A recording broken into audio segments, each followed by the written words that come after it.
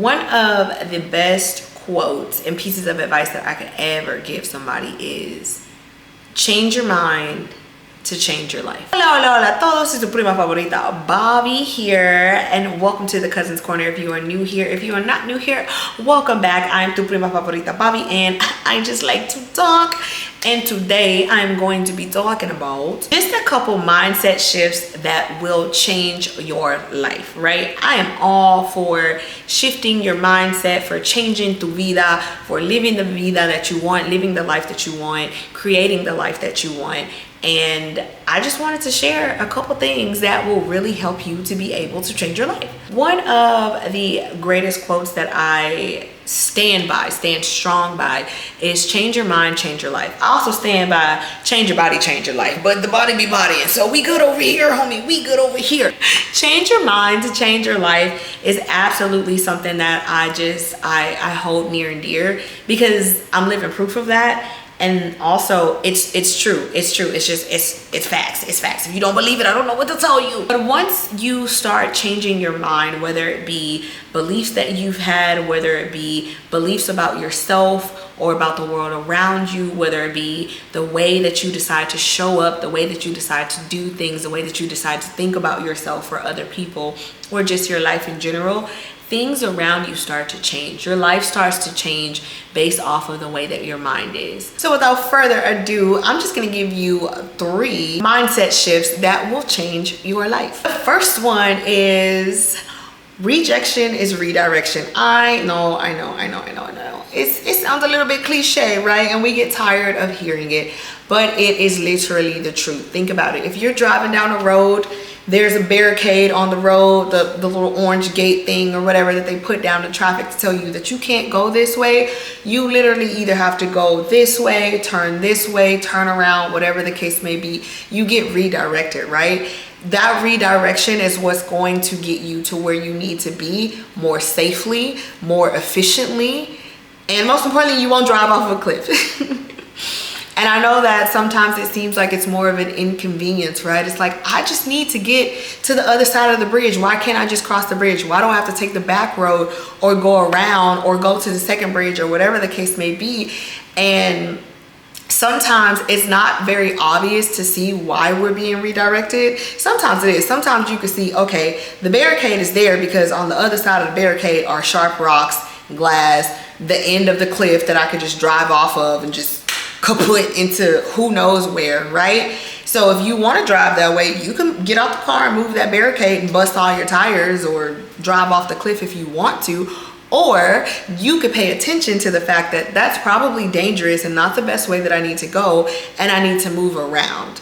Regardless of what's behind the barricade, whether I can see it or whether I cannot, I am being redirected for a reason. You have to trust that you are being rejected for a reason. That door is closing for a reason, and it might hurt in that moment. It might feel bad. You might not be able to understand it. Why I did so much work to get here. This seemed like it was going to pan out so well, but you just have to trust that that redirection, that rejection is going to redirect you into another space where you need to be, where you deserve to be, where you want to be. And again, that could be a tough pill to swallow at the forefront, but you're just gonna have to trust it, okay? So just know that rejection is redirection. It's gonna take you to a different route.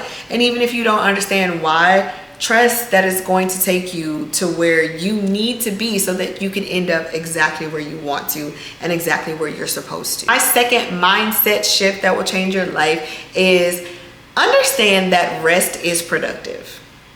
Now, I'm not saying over rest. I'm not saying that, oh, the moment anything gets hard, you just lay down and go to sleep and you just sleep for hours and you don't get anything done.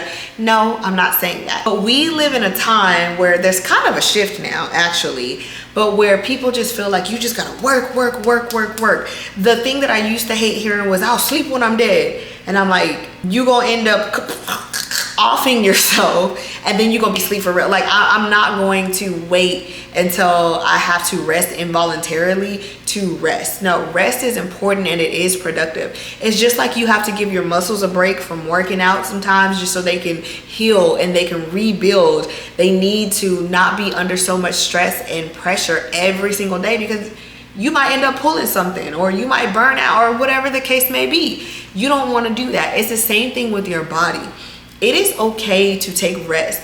This society has done a number on us, and again, I do understand that times are changing now, and so this idea of work nonstop until you're in the ground is shifting, and I'm so glad that it's shifting. But understand that your body needs rest, your mind needs rest, you need rest.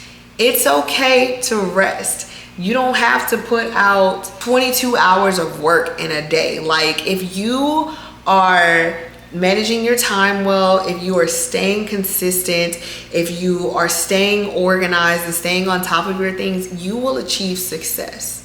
Now, there might be days where you do have to work harder, or days where you do have to work longer, or days where you do have to compromise. Do I go out, or do I get this video out? Do I go hang out? Do I go to dinner? Do I go on this date? Do I chill with this person or whatever? Or do I do these things that I might need to prioritize because I didn't have other time to do it this week, or because I didn't do it this week? You know, there are going to be times where you have to choose between things. But you shouldn't always set yourself up for, I have to be on the go, I have to be on the move, I have to be doing something. It is okay to rest. And that's coming from a person who is very busy but makes time to rest. Like, my friends will tell you that Bobby stays busy. But my closest friends will also tell you that Bobby makes time to rest. And I used to not. I used to feel like if I was resting, or if I slept in on a day, even when I didn't have anything going on, or I didn't have anything going on until later, then I wasn't being productive. And that came from pretty much a trauma response of growing up in a household where even on Saturday mornings, it was wake up and start cleaning. It don't matter. You cleaned before you went to bed last night. You still got to get up and clean what? I don't know. Trauma response, right? But so growing up, it made me function with this mindset of that I always have to be doing something. I can't just be sitting around enjoying my rent. I can't just be sitting around and watching TV. I can't, you know, sleep in. And my sleeping in is like 10 a.m., maybe 11 a.m. If it's anything past that, mama was tired or had a long night, or a long night out, or whatever the case may be. But even then, like, I would feel like I'm not being productive. I'm not using my time wisely. I have to get up. I have to go somewhere. I have to find something to do. I have to find something to work on. And it's just like, you don't always have to do that. Like, it's okay to be like, no, I'm just going to sit here and I'm going to chill tonight. I'm going to sit here and I'm going to enjoy my rent tonight. I'm going to sit here and I'm going to enjoy my Netflix bill tonight. You know, it's okay to do that. Now, it's not okay for you to just spend days on days not being productive, not doing anything if you have goals that you want to work towards. But it is okay to rest. You have to understand that rest is productive. It is needed. You can literally die if you do not rest, if you do not take breaks. So just understand that rest is productive. Don't let these people tell you that you have to work yourself into an early grave, or that you can't sleep until you're in the grave. Because if you live by that rhetoric, you will work yourself to an early grave, or you'll at least lose your sanity on the way. And that might be even worse. So rest is productive. Get your rest, people. Get your rest. The last mindset shift that will change your life that I want to share in this video is that you do not have to be perfect to be worthy. And if you have watched quite a few of my videos, especially most recent ones, I talk about that a lot as a person who grew up feeling like I needed to present as perfect, as a person who was a perfectionist up until last year, as a person who fairly recently had the realization that I do not need to operate in a mindset of trying to be or be seen as perfect. I am here to tell you that you do not have to be perfect to be worthy. You do not have to be perfect to be worthy of your dreams. You do not have to be perfect to be worthy of love. You do not have to be perfect to be worthy of your goals. You do not have to be perfect to be worthy of being in a leadership position or whatever it is that you aspire to be. You need to be passionate. You need to be consistent. You need to put in effort, but you do not need to be perfect. I think of a quote, and if you're not religious, you know, that's totally fine. But they say God doesn't call the qualified, he qualifies the called, right? And so you will be called to things in your life. You will be given opportunities in your life that you may feel like you don't match up for. Whether it's because you don't feel like you're the perfect fit, whether you feel like I'm not the ideal look for this position or for this opportunity. I'm not the ideal person. I don't have the ideal voice or the ideal speech or talent or skill or whatever the case may be. There is a reason that you were called to that position. And you don't have to be perfect to be worthy of it. You will be qualified along the way. You're qualified for based off the fact alone that you were called into that position. That is quality enough. That qualifies you enough.